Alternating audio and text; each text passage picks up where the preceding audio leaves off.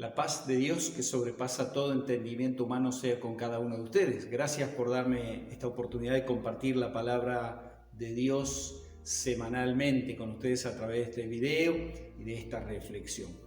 Hoy estamos compartiendo acerca del nuevo pacto, una expresión que va relacionada a una celebración muy importante, muy cara para los cristianos, que es la celebración de la cena que Jesús instituyó en su memoria, utilizando los elementos que tenía sobre la mesa en la última cena, utilizando pan y el vino, y particularmente con la copa. Y quiero tomar un verso nada más, después les voy a recomendar o aconsejar algunos textos de la Biblia para que puedan leer, para profundizar más, pero quiero tomar solamente un verso del libro o el Evangelio de San Lucas, en su capítulo 22, donde encontramos la institución de esa cena de la que estamos hablando, pero bien puntualmente el verso 20. Voy a leer solo ese verso, ¿sí? San Lucas, capítulo 22, el verso 20. Decía Jesús, de igual manera, después de que hubo cenado, dice Jesús tomó la copa diciendo, este es el nuevo pacto. Expresión de Jesús, este es el nuevo pacto en mi sangre, dijo él, que por vosotros se derrama.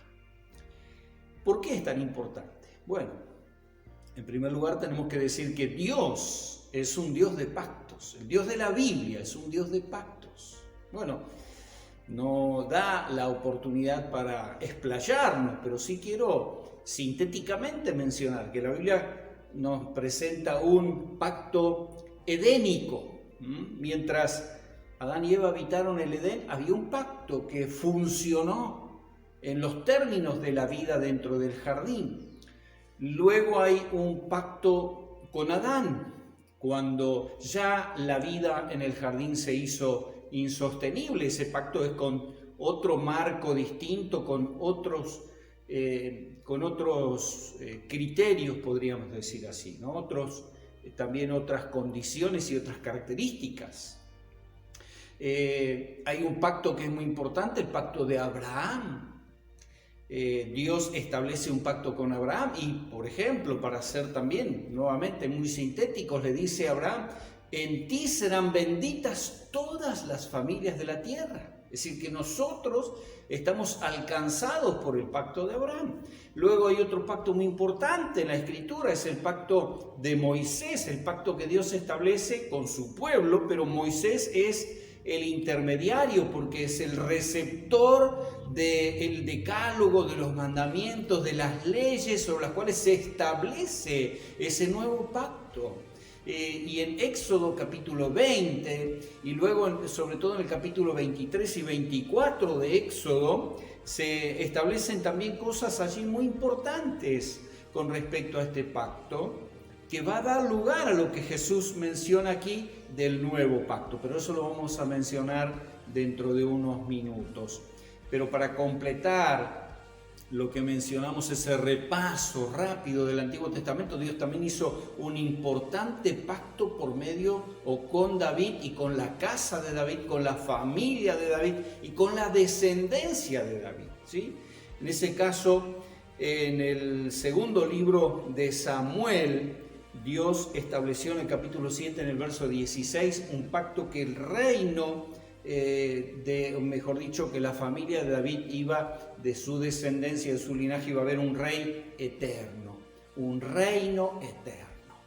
Bueno, ¿por qué menciono todo eso? Porque todos esos pactos son importantes. Lo que hace nuestro Señor Jesucristo cuando presenta la copa ante los discípulos, dice, ahora este es el símbolo, este es el signo de algo nuevo, está hablando de algo superador.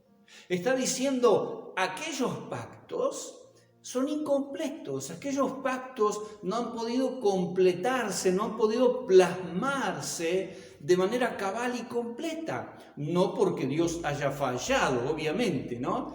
Claramente fue porque la humanidad falló, fue porque el pueblo de Israel falló. Por ejemplo, cuando mencionaba el pacto de Moisés, allí ellos se comprometieron en Éxodo capítulo 20 y luego también, como mencionaba, capítulos 23, 24 de Éxodo, ellos se comprometieron a cumplir con todas esas leyes, cosa que no fue así. Es decir, que por incumplimiento de las cláusulas humanas, Dios establece a través de su Hijo Jesucristo un nuevo pacto.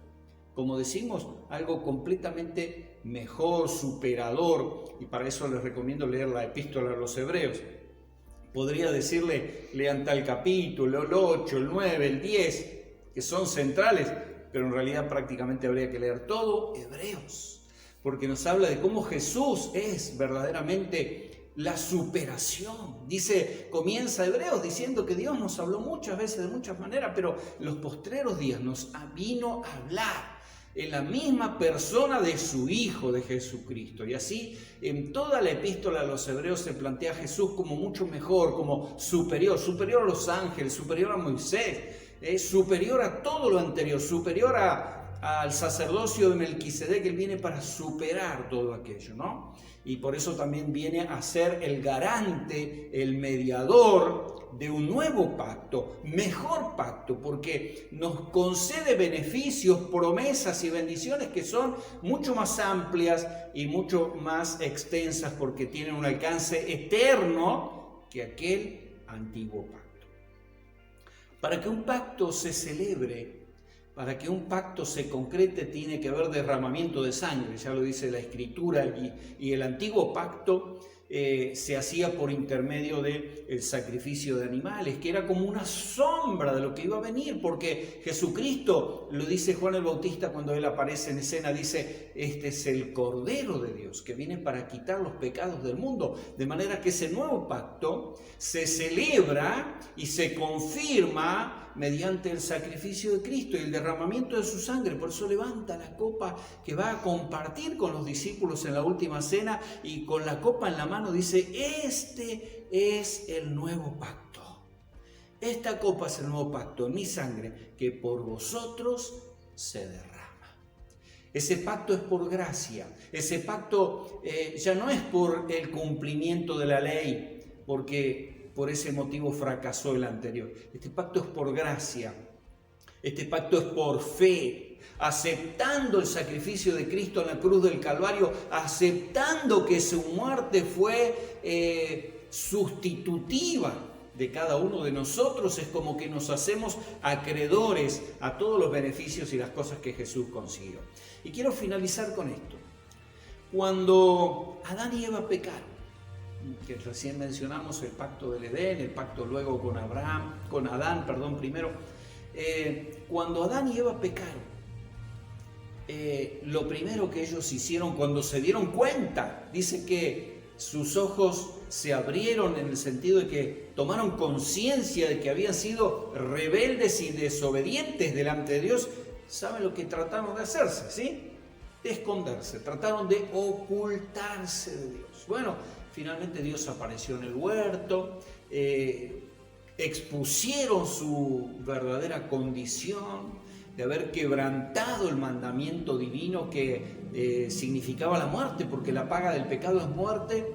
Dios no ejecutó esa sentencia de manera inmediata. Dios lo podía haber hecho morir, lo podía haber matado en ese mismo instante, cumplía con lo que les había dicho. Sin embargo, ¿qué hizo Dios?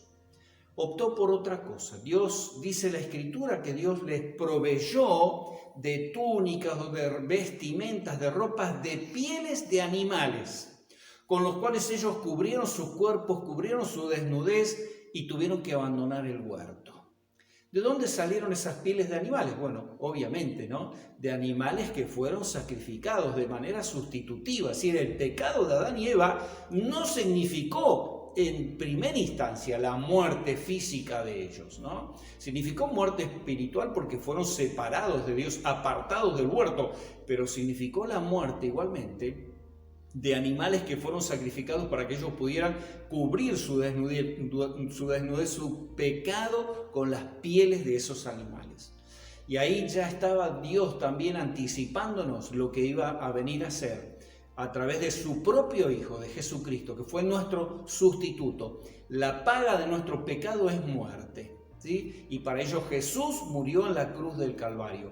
Cuando nosotros celebramos la cena, estamos conmemorando eso, que Jesús pagó el precio, pero también estamos participando de un nuevo pacto que Dios propicia, de un nuevo pacto que Dios nos propone y nos ofrece, para lo cual Jesucristo ya pagó, ya cumplió con todas las condiciones. Por eso para nosotros es gratuito, para eso nos da en condición de gratuidad ese pacto que nosotros recibimos y disfrutamos por nuestra fe en Cristo Jesús. Yo quiero animarte también, si todavía no lo has hecho, a aceptar ese nuevo pacto, ese testamento que el Señor te ofrece, para lo cual Él ya cumplió con todos los requisitos y pagó el precio, y te lo está ofreciendo por amor, por gracia y por misericordia. Espero que aproveches también en este tiempo que todavía nos queda y que Dios nos da, para que puedas aceptar ese pacto y también que lo puedas disfrutar.